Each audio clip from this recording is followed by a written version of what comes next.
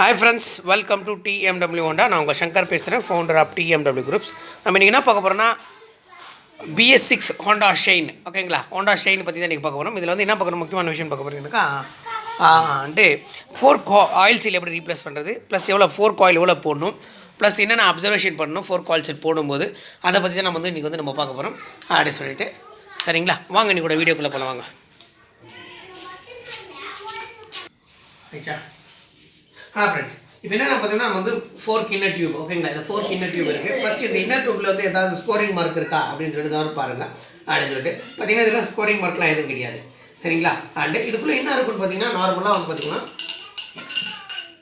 ஓகேங்களா, இது பிஸ்டன் இருக்கும். இந்த பிஸ்டனில் ஒரு ஸ்ப்ரிங் இருக்கும். சரிங்களா, ஆமாம். இது எதுக்காக கொடுத்துருக்காங்கன்னா இது வந்து பார்த்தீங்கன்னா இதுதான் வந்து நம்மளுடைய ஃபோர்க் எவ்வளோ ட்ராவல் ஆகுதுன்னு பற்றி இது வந்து கொடுத்துருப்பாங்க. சரிங்களா அப்படின்னு சொல்லிட்டு. அதுக்கடுத்து பார்த்தீங்கன்னா ஸ்டாப்பரு. ஓகேங்களா அப்படின்னு சொல்லிட்டு நம்ம இது பண்ணுறதுக்கு முன்னாடி ஃபஸ்ட் என்ன பண்ணுறோம், ஃபஸ்ட் ஆயில் சீல் வந்து நம்ம ரீப்ளேஸ் பண்ணிக்கலாம். சரிங்களா, ஆயில் சீல். ஓகேங்களா அப்படின்னு சொல்லிட்டு இதெல்லாம் கழட்டி வச்சுக்கிறேன். கழட்டுறதுக்கு பற்றி உங்களுக்கு வேணும்னா வீடியோ வேணும்னா சொல்லுங்கள். பண்ணுறது சிம்பிள் தான் அப்படின்னு சொல்லிட்டு ஃபஸ்ட்டு இந்த டியூப் வந்து போட்டுக்கோங்க.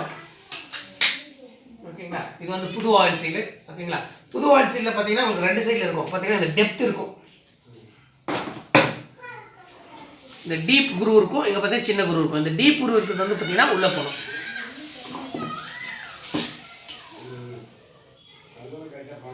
ஓகே, அதுக்கடுத்து பார்த்தீங்கன்னா இந்த பழைய ஆயில் சீலை வந்து உல்ட்டா போடணும். இப்போ இது இருக்குல்லையா, இப்படி உல்ட்டா போடுங்க.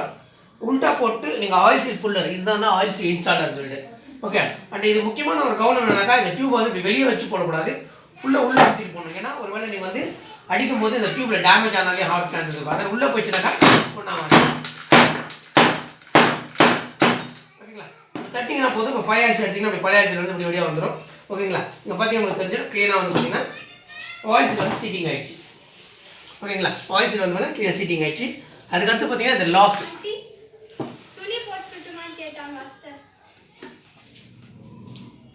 இந்த லாக் உட்கார வச்சுருங்க. ஓகே, லாக் உட்கார வச்சுருங்க. லாக் உட்கார வச்சோடனே நம்ம நெக்ஸ்ட் என்ன பண்ணுறோம்னா டெஸ்ட் சீல். ஓகேங்களா, இந்த டெஸ்ட் சீல் வந்து போடுறோம்.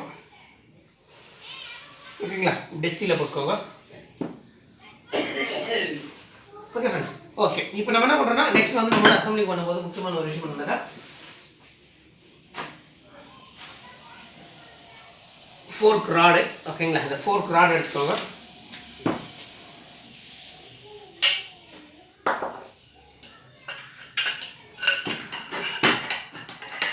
ஓகேங்களா, இங்கே பாருங்க அப்படியே வந்துடுச்சு. அதுக்கடுத்து பார்த்தீங்கன்னா ஒரு ஸ்டாப்பர். இது வந்து பார்த்தீங்கன்னா ஸ்டாப்பர். இது ஆனோடனே நெக்ஸ்ட் என்ன பண்ணுறோம், நம்ம என்ன பண்ணுறோன்னா இந்த டியூப். ஓகேங்களா, அப்படி டியூப் போட்டுக்கோங்க. ஓகே, அப்படி டியூப் போட்டிங்க. அதுக்கடுத்து வந்து நம்ம வந்து போல்டு போடுறோம். இந்த போல்டில் வந்து இந்த வாஷர் இருக்கான்றது கம்பல்சரி பார்க்கணும். ஏன்னா வாஷர் இல்லைன்னா உங்களுக்கு வந்து கீழே வந்து லீக் ஆகும். சரிங்களா ஃப்ரெண்ட்ஸ், ஓகே அப்படின்னு சொல்லிட்டு அதுக்கடுத்து பார்த்தீங்கன்னா இது போல்டு வந்து எடுத்துகிட்டு ஆலங்கி 6 mm ஆலங்கியில் வந்து நீங்கள் வந்து டைட் பண்ணணும்.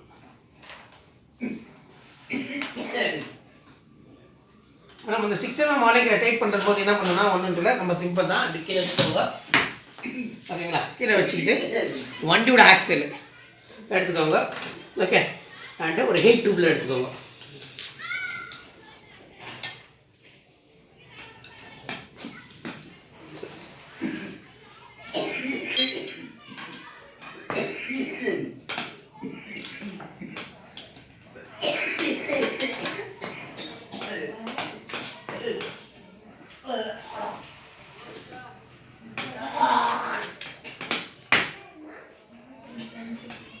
ஓகேங்களா, டைட் பண்ணிவிடுங்க.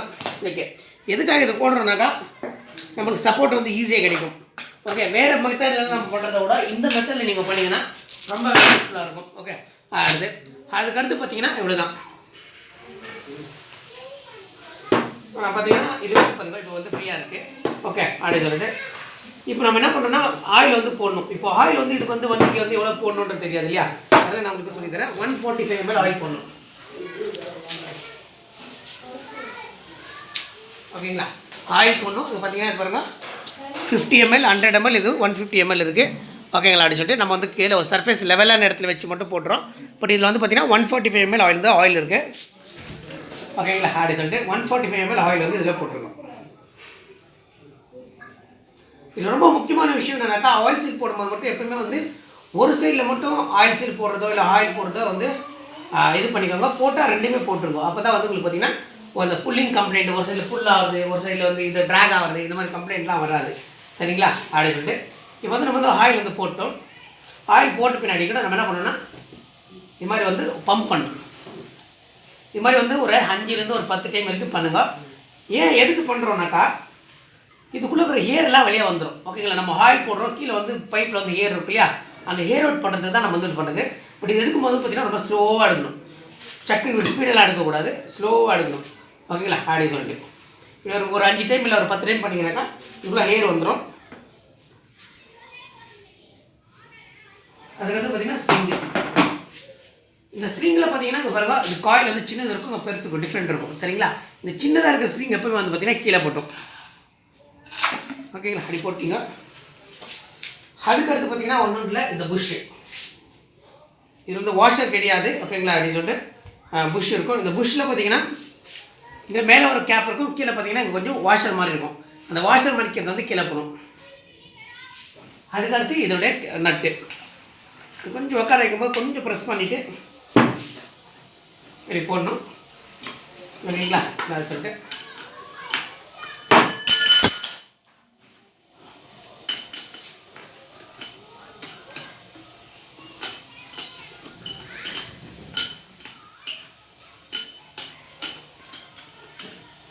ஓகே ஒரு ஃபஸ்ட்டு மீடியம் டைட் பண்ணிக்கோங்க. மீடியம் டைட் பண்ணிங்கன்னா வந்து கீழே வந்து வச்சுட்டு ஒரு 4-5 டைம் நல்லா அப்படி ப்ரெஸ் பண்ணுங்க.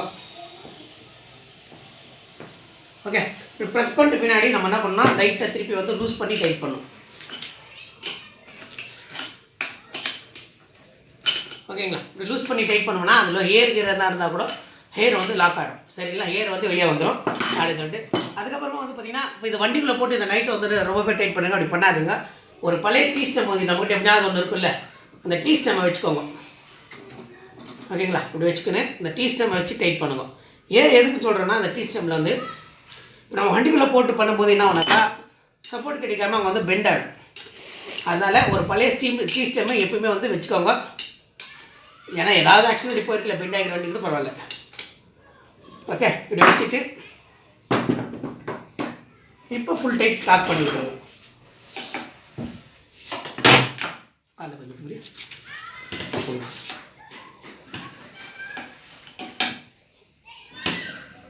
Okay friends. ஓகே,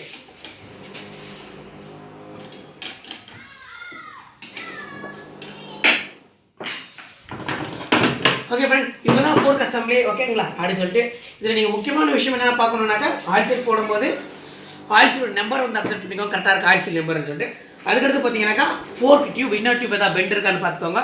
ஓகே, அப்படின்னு சொல்லிட்டு இன்னர் டியூப் பெண்ட் இருந்தால் கூட உங்களுக்கு ஆயில் சீல் வந்து கண்டினியூ வந்துட்டு இருக்கும். அதுக்கடுத்து பார்த்தீங்கன்னா உங்களுக்கு என்னன்னா ஃபோர்க் டியூப்பில் வந்து ஸ்கோரிங் மார்க்கு அப்படின்னா லைன் மாதிரி எதாவது வந்துருக்கான்றதை அப்சர்வ் பண்ணிக்கோங்க அப்படின்னு சொல்லிட்டு அப்புறமா இன்னொரு விஷயம்னா 2 ஃபோர்க்குமே எப்பவுமே வந்து கட்டும் போது வந்து டிஸ்கனெக்ட் பண்ணாது கட்டாதுங்க. ஏன்னா இந்த லெக்கு கட்டினா இதே லெக்கில் வந்து இன்னர் டியூப் வந்து போடணும்.